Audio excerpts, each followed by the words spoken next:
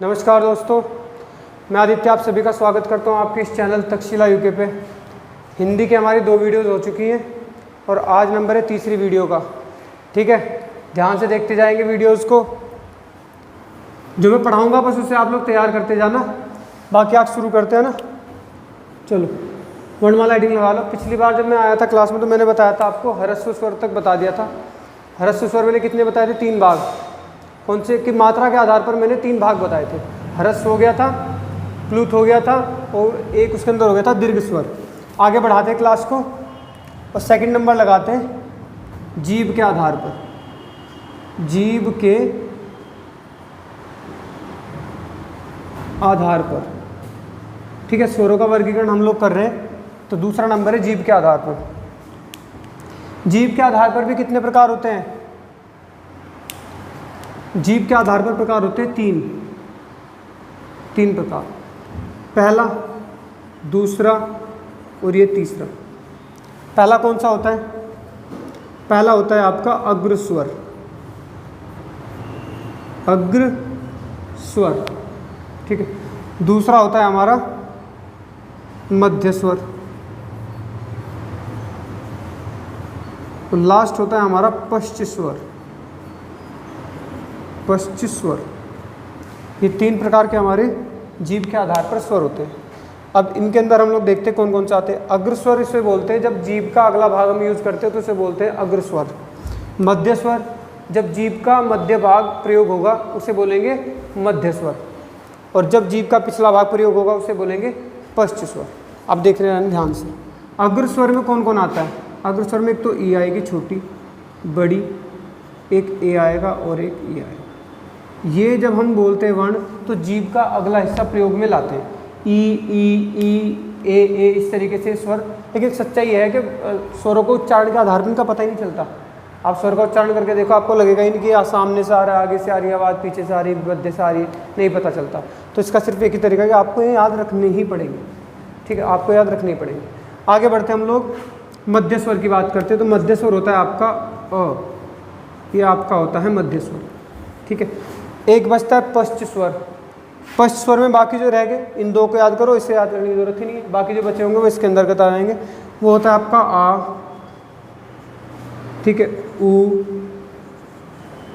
औ, ओ और औ, ये हो गए। और एक बचता है आपका रीरी, तो ये भी इसके अंतर्गत आता है। रीरी जब मैंने पढ़ाया था आपको मात्रा के आधार पर, तो मात्रा के आधार पर ये आ रहा था आपका ह्रस्व स्वर के अंतर्गत। ह्रस्व स्वर में से गिना जा रहा था, यहाँ पे से गिना जाता है पश्च स्वर के अंतर्गत। ठीक है, तो जीभ के मैंने कितने बताए? 3 प्रकार बताए जीभ के आधार पर। पहला अग्र स्वर, मध्य स्वर, पश्च स्वर, ये रहे इनके प्रकार। अच्छी तरीके से याद कर लेना क्योंकि क्वेश्चन पूछता है कि निम्नलिखित में से कौन सा पश्च स्वर है अथवा नहीं है। अगर पूछा है तो बाकी 3 तो डालेगा कहीं और से, 1 डालेगा इसमें से। बोला नहीं है तो 1 किसी और में से डालेगा, 3 इसके डालेगा। बात समझ आ गई? तो ध्यान रखना इस बात का। आगे बढ़ते हैं। अब आप लोग हेडिंग लगा लो नाक के आधार पर। नाक के आधार पर, ठीक है, नाक के आधार पर। तीसरा नंबर है नाक के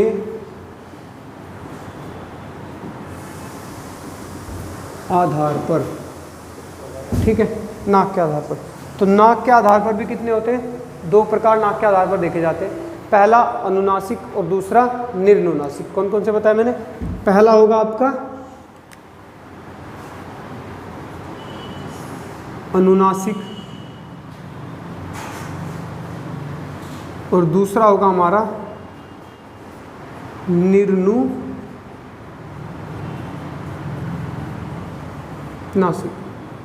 अब ये क्या होता है? अनुनासिक क्या होता है और निर्नुनासिक क्या होता है? अनुनासिक का मतलब होता है जब आप नाक और मुंह किसी भी वर्ण को बोलते समय, किसी स्वर को बोलते समय नाक और मुंह का यूज करोगे तो क्या कहलाएगा? अनुनासिक। तो मैं लिख दे रहा हूँ नाक प्लस मुंह दोनों का यूज करोगे तो किस में आ जाएगा? अनुनासिक में। और अगर निर्नुनासिक की बात करूँ तो केवल निर्नु, यानी निर क्या है आपका? नहीं होना चाहिए, नुनासिक मतलब नाक का यूज नहीं होना चाहिए, तो केवल मुख का प्रयोग होगा केवल मुख का प्रयोग होगा स्वर को बोलते समय।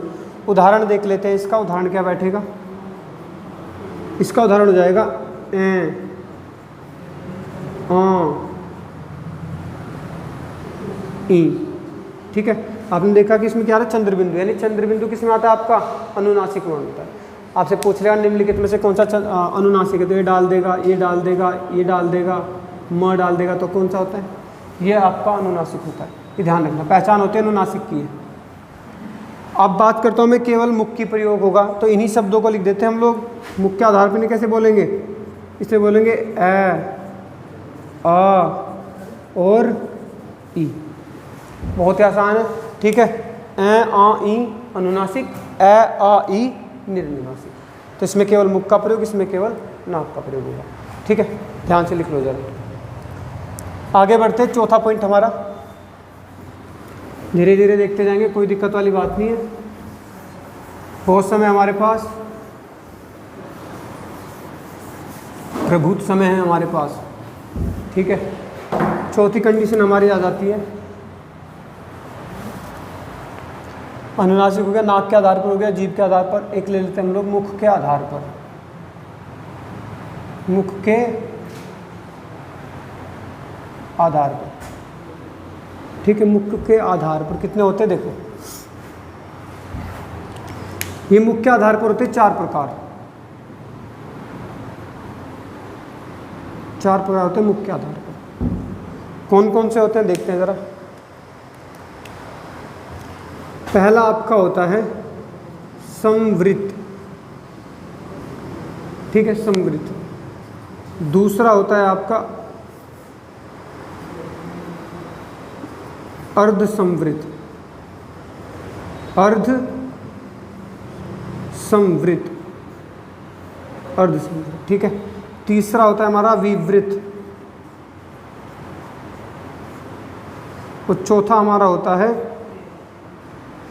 अर्धविवृत। ठीक है, पहले इन 3 को देख लेते हैं, अलग से लिख दूंगा फिर से। चलो यहीं पे लिख दो। 4 हो गया आपका अर्ध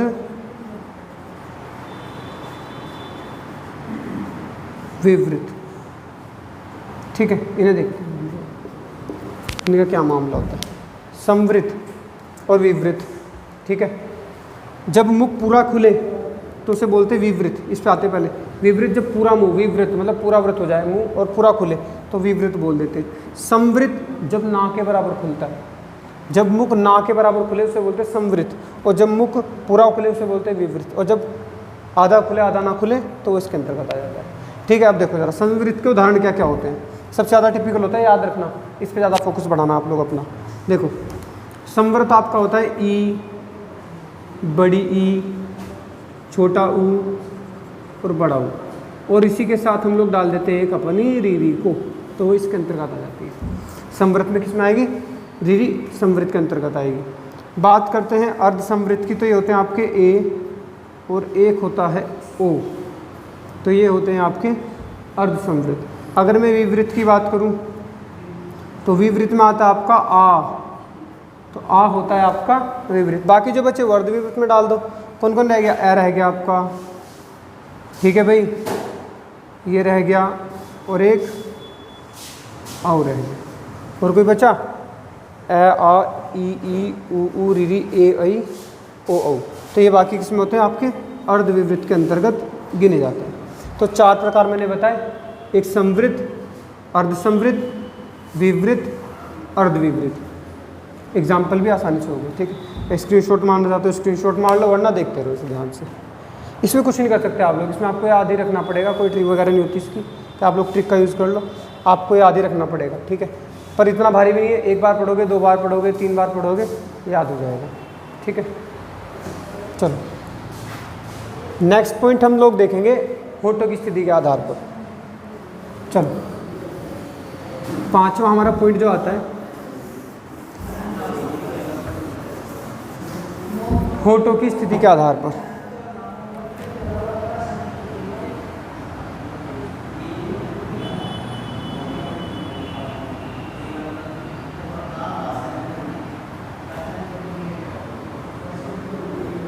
स्थिति के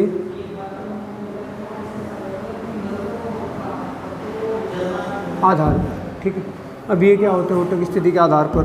तो होठों की स्थिति के आधार पर होते हैं दो प्रकार। कौन कौन से? दो प्रकार होते हैं। कितने? दो। पहला वृत्तमुखी, ठीक है, और दूसरा अवृत्तमुखी। बहुत ही आसान है याद करना, अवृत्तमुखी। वृत्तमुखी का मतलब होता है जब किसी स्वर को बोलते समय आपका जो होठ है वो कितना हो जाए? गोल हो जाए। गोल मतलब सर्कल जैसा हो जाए, बिल्कुल एकदम, है ना। तो जैसे आप लोग बोलोगे, ऐसे कौन कौन से स्वर होते हैं बताओ? बहुत ईजी हो गया। एक तो आपका होता है ऊ, होठ हो गए गोल। दूसरा होता है ये वाला बड़ा ओ, फिर ओ, फिर एक और हो जाएगा ओ, और एक अंग्रेजी से आया हुआ वर्ण हम लोग मानते हैं जिसे आगत ध्वनि बोलते हैं, ये होता है ओ। इसमें भी हो जाता है। हालांकि स्वरों में नहीं गिनते से, कहीं से भी नहीं गिनते, पर रख लेते हैं। अगर पूछा तो आप ध्यान रखें, इसकी भी साउंड ओ जैसी होती है। बाकी जो बच्चे वो सारे अवृत्तमुखी में आ जाएंगे। आपके कौन कौन सा रह गया? ए रह गया, आ गया,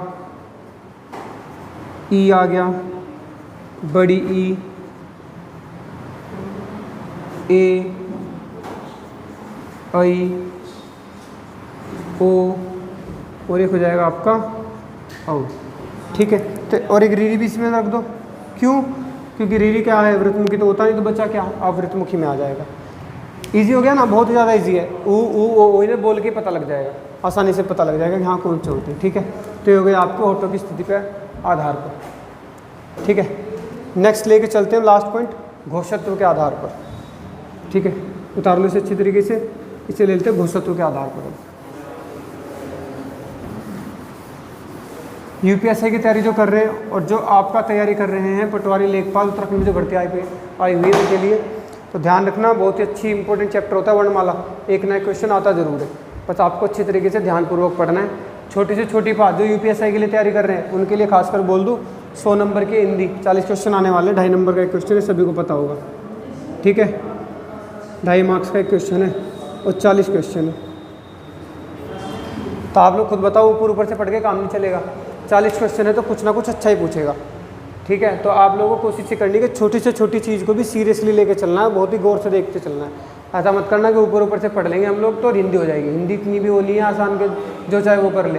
हिंदी में आपको मेहनत करनी पड़ेगी। तभी जाके 40 में से आप सोचते हो कि 30 या 25 नंबर आ जाए बहुत है, तो यकीन मानो 40 में से 25 तो वो सब के आएंगे। ये तो ऐसा मार्क्स है जो सभी लाएंगे।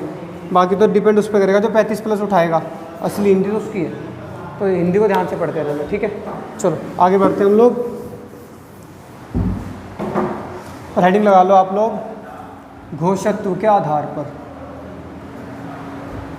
घोषत्व के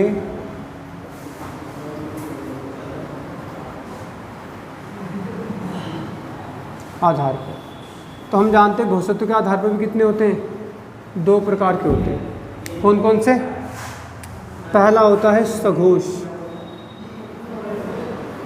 तो दूसरा होता है अघोष। और सच्ची बात यह है कि 2 प्रकार की, सॉरी गलत हो गई, एक ही प्रकार होता है। क्यों? सारे स्वर क्या होते हैं? सघोष ध्वनि होती है। ध्यान रखना, घोषत्व के आधार पर अगर मैं बात करूं तो एक ही मात्र होता है। कौन सा होता है? सघोष। क्यों? घोष का मतलब होता है नाद करना, नाद करना, कंपन करना, इस तरीके से होता है घोष का अर्थ। तो सारे स्वर लिख लेना ध्यान से, सभी स्वर सघोष ध्वनि होते हैं। सघोष ध्वनि होते हैं। सभी स्वर क्या होते हैं? सघोष ध्वनियाँ होती है। और एक मोस्ट इंपोर्टेंट बात और ध्यान रखना, सभी स्वर अल्प प्राण होते हैं। अल्प प्राण होते हैं। तो बस, वैसे तो वर्गीकरण 5 ही प्रकार का होता है, छठा मैं अपनी तरफ से लिख गया है, ठीक है। तो ध्यान रखना, सभी स्वर क्या होते हैं? सघोष। और सभी स्वर क्या होते हैं? अल्प प्राण होते हैं। तो स्वर का जो मामला था वो मैंने यहाँ पे खत्म कर दिया। एक चीज़ बचती है कि स्वर में अ आ का उच्चारण स्थान क्या होता है? कंठ होता है, तालव्य होता है, वो मैं नेक्स्ट वीडियो में बताऊंगा सब चीज़ें, ठीक है, कि उच्चारण स्थान का कहाँ पे कहाँ तक जाता है, ठीक है। बाकी जो भी आपको डाउट लगे, जो आपको लगे कि हाँ सर कुछ गलत बताया गया, हो सकता है कुछ गलत हो गया, तो उसे कमेंट सेक्शन में ज़रूर लिखिएगा, ठीक है। और अपनी वीडियो, अपने जितने भी आपके भाग हैं उन्हें व्यक्त किया करो, कमेंट में जाके बताया करो कि हाँ सर हमें ये वीडियो चाहिए या ये प्रॉब्लम आ रही है, कोई वीडियो में दिक्कत आती हो, दिखने में प्रॉब्लम होती है, वो भी कमेंट सेक्शन में बताया करो। सब चीज़ अपने भावों को व्यक्त किया करो, ठीक है। तो मिलते हैं हम लोग नेक्स्ट वीडियो में, तब तक के लिए धन्यवाद।